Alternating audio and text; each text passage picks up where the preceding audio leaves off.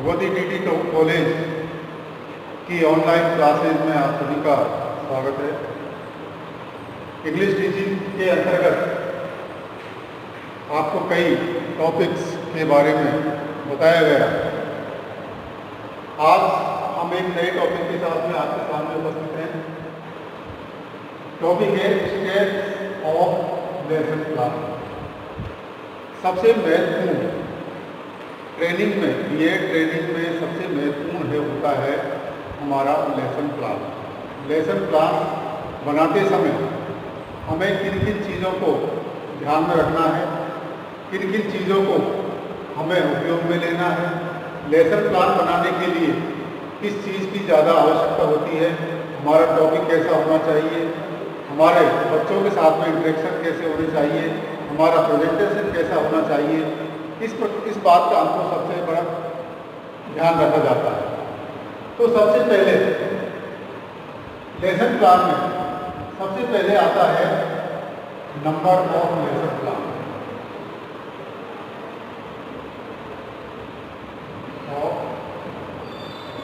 Lesson plan हमारी जो diary होती है, उस डायरी में हम सबसे पहले हम कौन से नंबर का लेसन पढ़ाते हैं। कई लेसन हमको प्रेजेंट करके होते हैं 15, 20, एसटीसी में उससे ज़्यादा 48, 56। तो हम सबसे पहले ऊपर जो हमारी डायरी होती है, हमारी ये डायरी का पन्ना है, इसमें हम सबसे पहले यहाँ लिखेंगे नंबर ऑफ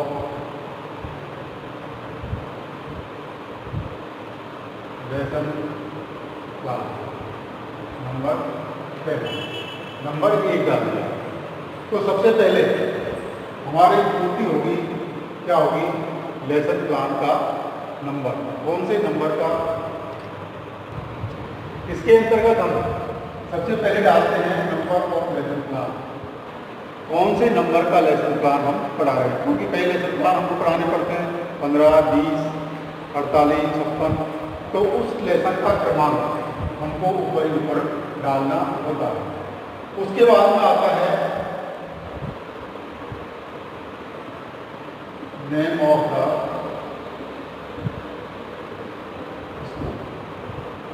स्कूल का नाम, किस विद्यालय, क्योंकि जो आपकी इंटर्नशिप है वो सबकी अलग अलग स्कूल्स में होती है।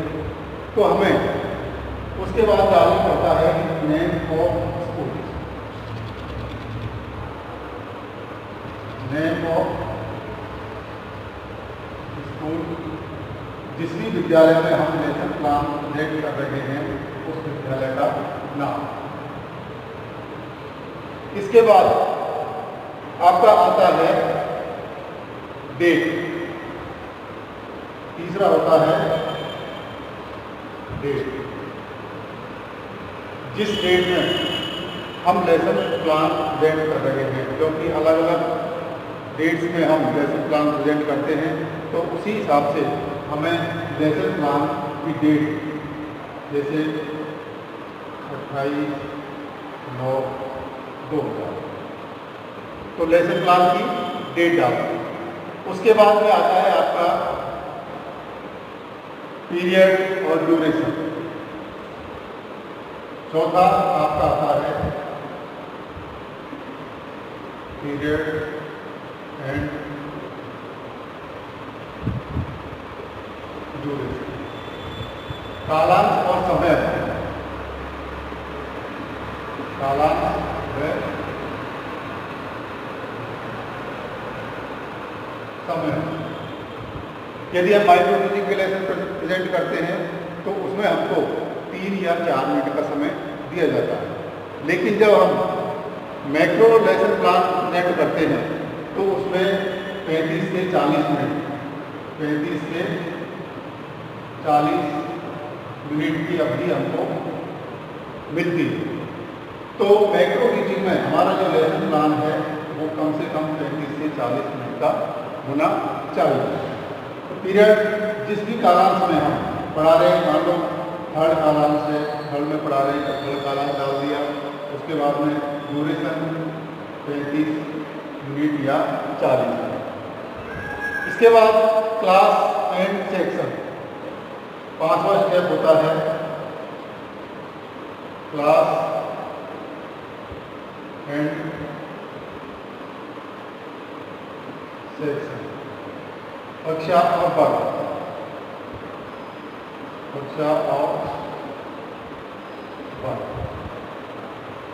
कौन सी कक्षा में हम लेसन प्लान प्रेजेंट कर रहे हैं, तो उस कक्षा छुट्टी में कर रहे हैं तो छुट्टी, और वर्ग ए में है तो ए, या बी में है तो बी।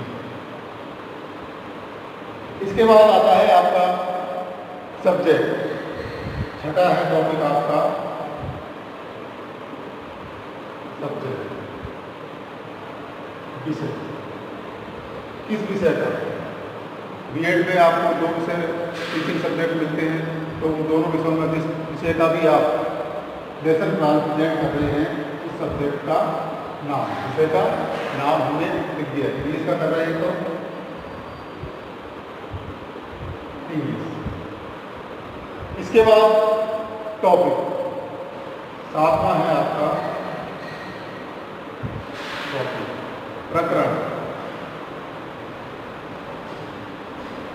प्रकरण जो भी टॉपिक हम पढ़ा रहे हैं, क्योंकि हम एक यूनिट को पूरी को एक साथ नहीं पढ़ा सकते हैं, उसके टुकड़े करते हैं, फिर जितने भी टुकड़े किए उसके टुकड़े करने के बाद में जो भी उसका प्रकरण निकलता है, उस प्रकरण को हम इस टॉपिक के अंतर्गत डाल देते हैं। अब इनको लिखने का सही तरीका क्या है? ब्लैक बोर्ड पूर्ति हो गई, ये आपकी बीवी ब्लैक बोर्ड पूर्ति के अंतर्गत। और ये सबसे महत्वपूर्ण होती है, जब फाइनल लेसन दिया जाता है तो बार बार आपको बताने के बावजूद भी उसमें गलतियां हो जाती हैं। क्यों? क्योंकि उसको आप हल्के में ले लेते हैं कि इसमें क्या है, ब्लैक बोर्ड पूर्ति में क्या परेशानी है। लेकिन ये सबसे महत्वपूर्ण है, क्योंकि जो भी ऑब्जर्वर आता है वो सबसे पहले क्या देखता है? आपका ब्लैक बोर्ड। ब्लैक बोर्ड की एंट्री यदि आपकी सही है तो वो ये समझ लेगा कि इसका प्रेजेंटेशन भी ठीक होगा। यदि आपकी ब्लैक बोर्ड एंट्री भी सही नहीं है तो आपका जो ऑब्जर्वेशन है वो गलत हो जाएगा। तो सबसे पहले ये ब्लैक बोर्ड मान लिया आपने, तो यहाँ आपको लिखनी है डेट। इसके बाद में क्लास, यहाँ लिखना है आपको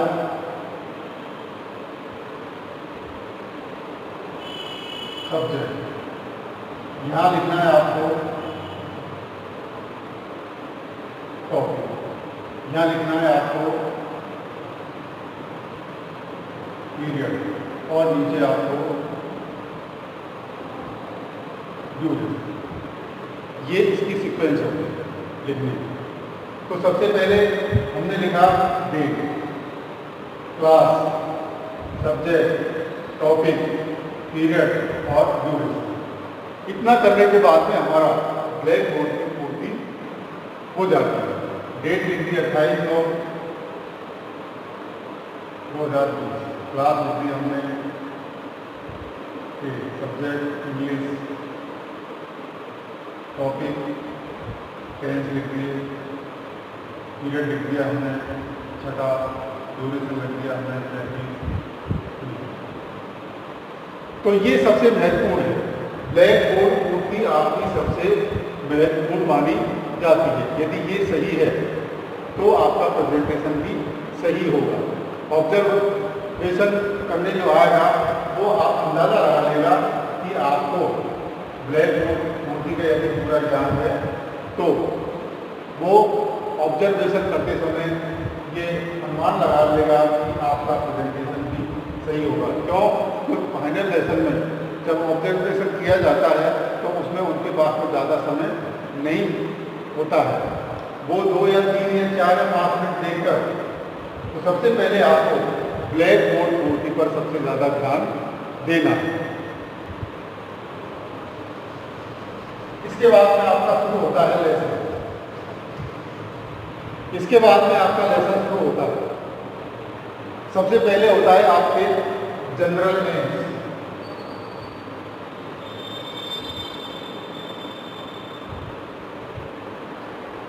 जनरल एम्स का मतलब सामान्य उद्देश्य। जो टॉपिक हम पढ़ा रहे हैं उसका सामान्य उद्देश्य क्या है, ये हमको बच्चों को बताना होता है।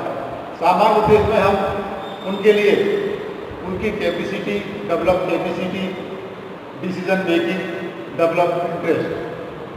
कैपेसिटी,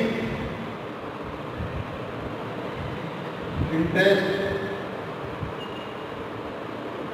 और making, decision making. Decision making, इन क्षमताओं के बारे में विशिष्ट उद्देश्य के अंतर्गत ये चीज़ें आती है कि हम उनकी क्षमता को विकसित करें, उनमें भाषा के प्रति रुचि पैदा करें और उनमें निर्णय लेने की क्षमता का विकास करें। तो जनरल एम्स में आपको कुछ चीज़ों का ध्यान रखना होता है। इसके बाद आता है आपका स्पेसिफिक ऑब्जेक्टिव्स।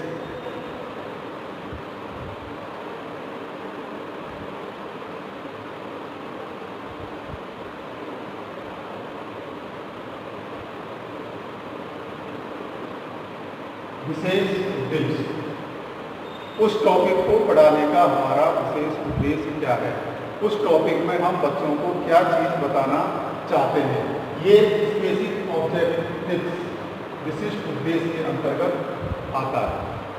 इसके बाद में है आपका मटेरियल एड। 10वां मटेरियल एड। मटेरियल एड्स का मतलब जो आप सहायक सामग्री प्रेजेंट करना चाहते हैं वो इसके अंतर्गत आती है। मटेरियल एड्स में जो भी आपके चार्ट है, पिक्चर है, मॉडल है, रियल थिंग्स है, तो इन चीज़ों का प्रेजेंटेशन, ये चीज़ें हमको लिखनी पड़ती है कि हम जो टॉपिक पढ़ा रहे हैं उस टॉपिक के अंतर्गत हम किन किन मटेरियल एड्स का उपयोग कर रहे हैं। ये आपको अपनी नोटबुक में या लेसन प्लान डायरी में लिखना होता है। इसके बाद में है प्रीवियस नॉलेज।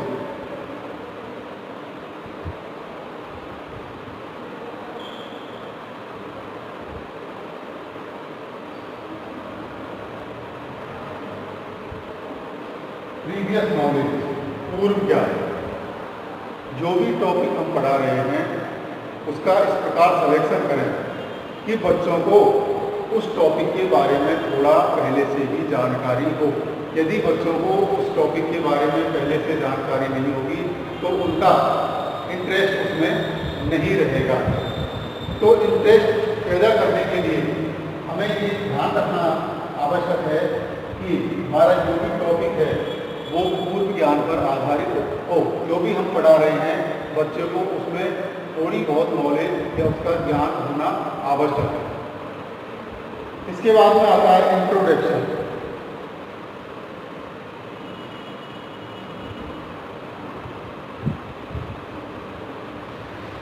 इंट्रोडक्शन, परिचय,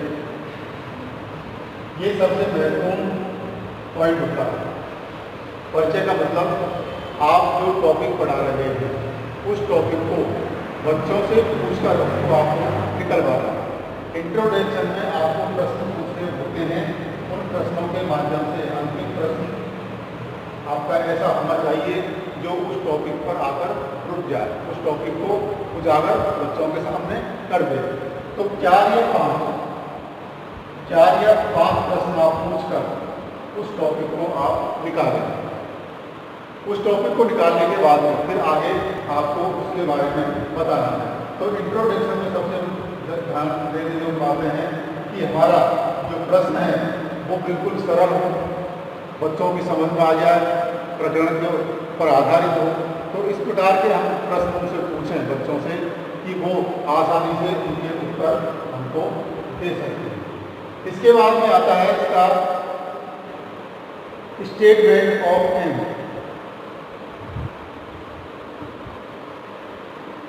स्टेटमेंट ऑफ एम, उद्देश्य कथन। उद्देश्य कथन में हमारे उस टॉपिक को पढ़ाने का उद्देश्य क्या है, उसमें हम क्या बच्चों को सिखाना चाहते हैं, इसका समावेश इसके आपके उद्देश्य कथन के अंतर्गत होना चाहिए। इसके बाद में आता है आपका प्रेजेंटेशन। अगला है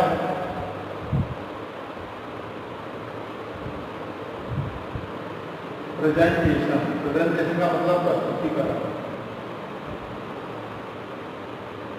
प्रस्तुतिकरण में आप जो चीज़ें पढ़ा रहे हैं उसके बारे में बच्चों को बताइए।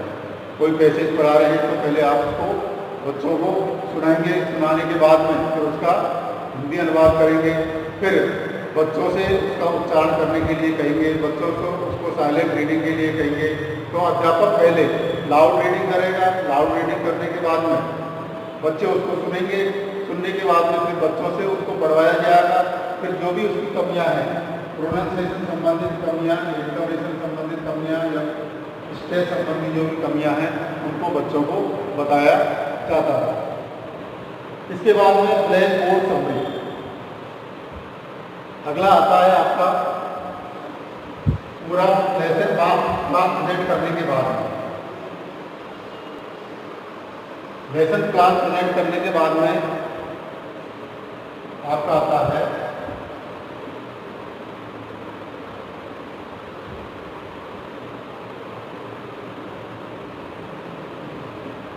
Black board summary.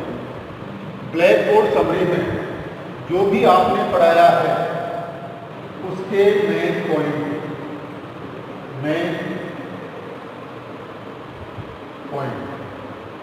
Main points को आप ब्लैक बोर्ड पर लिखेंगे।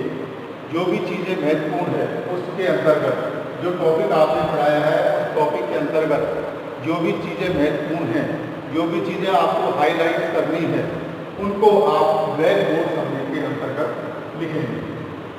अगला पॉइंट आता है इसमें रिकैपिचुलेशन।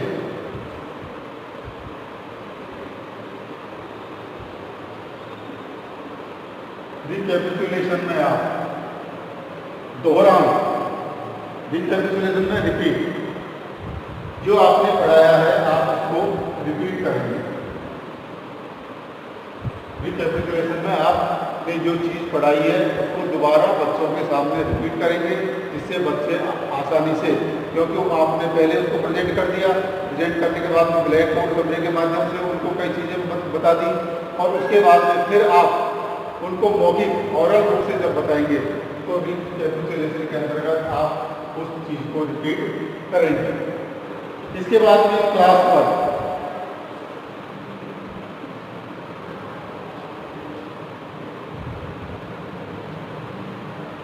क्लास वर्क, कक्षा कार्य। कक्षा कार्य के अंतर्गत आपने जो टॉपिक पढ़ाया है उसमें से आप बच्चों को करने के लिए छोटे छोटे प्रश्न जो 10 या 5 मिनट के अंतर्गत हो उनको कर सके। इसमें आप कई प्रकार के प्रश्न दे सकते हैं, ट्रू और फॉल्स वाले, यस और नो वाले। इसके बाद में ऑब्जेक्टिव। इस प्रकार के 3-4 प्रश्न आपको सब में से आपको बनाने हैं। फिल इन द ब्लैंक्स वाले दे सकते हैं आप। तो इस प्रकार के छोटे छोटे यदि सब में से हम 2 प्रश्न बनाएंगे उनमें बच्चों को करने में ज़्यादा समय भी नहीं लगेगा। ट्रू फॉल्स वाले में उसको टिक लगाना है, कौन सा सही है क्या गलत है। यस नो में भी उसको यही करना है, टिक लगाना है। ऑब्जेक्टिव में भी उसको टिक लगाना है, तो चारों में से या तीनों में से कौन सा सही है। इन द ब्लैंक में भी उसको रिक्त स्थान में जो भरना है वो भर देगा। तो ये क्लास वर्क आपका हो गया। क्लास वर्क के बाद में आता है आपका होम असाइनमेंट या होमवर्क।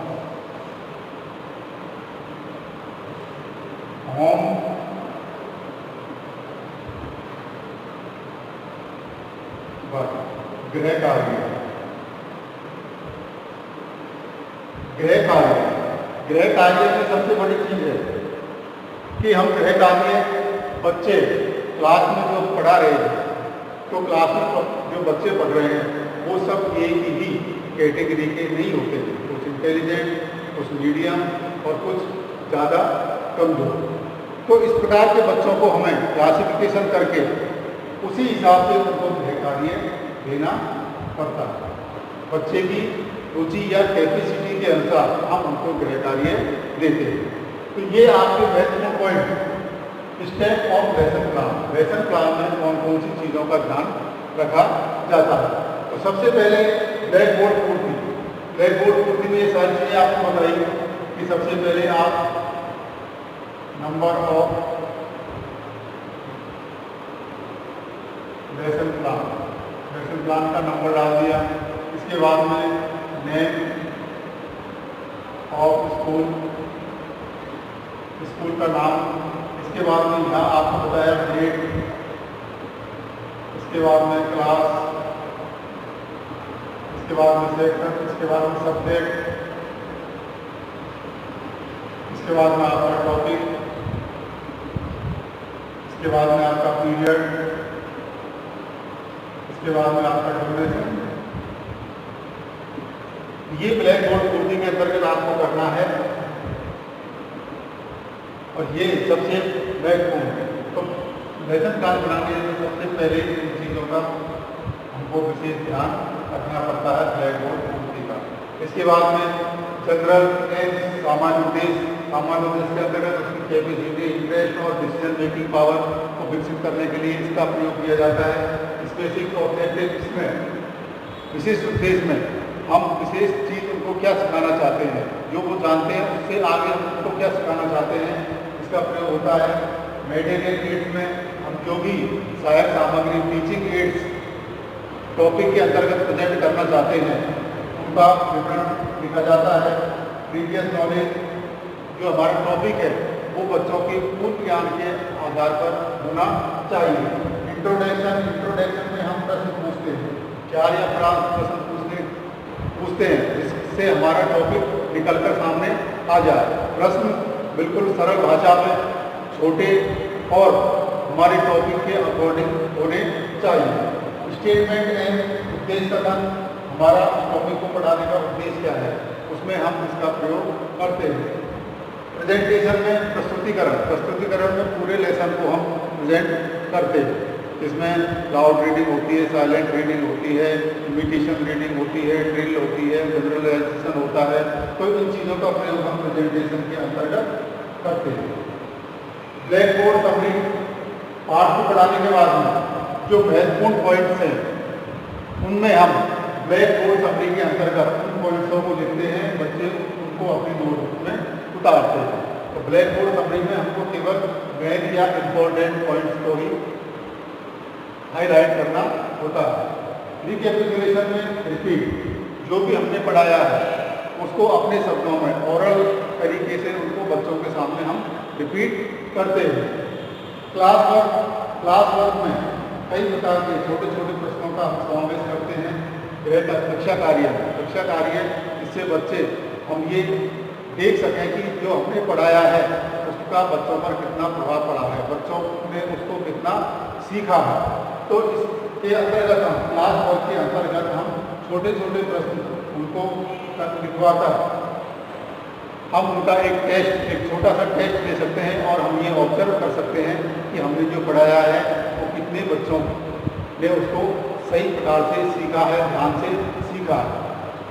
होमवर्क में हम गृह कार्य में हम बच्चे की कैपेसिटी के अनुसार, क्योंकि बच्चे कई तरह के होते हैं, ज़्यादा होशियार होते हैं, कमज़ोर होते हैं या मध्यम होते हैं, तो उनके अनुसार ही हमको गृह कार्य देना होता है। गृह कार्य में हम बड़े प्रश्न भी दे सकते हैं, शॉर्ट आंसर टाइप क्वेश्चन भी दे सकते हैं, फिल इन द ब्लैंक्स वाले भी दे सकते हैं।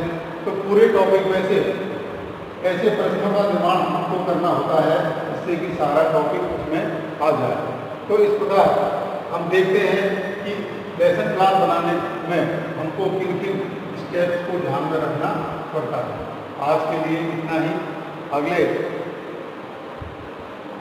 क्लास में आपको दूसरे टॉपिक के बारे में बताया जाएगा।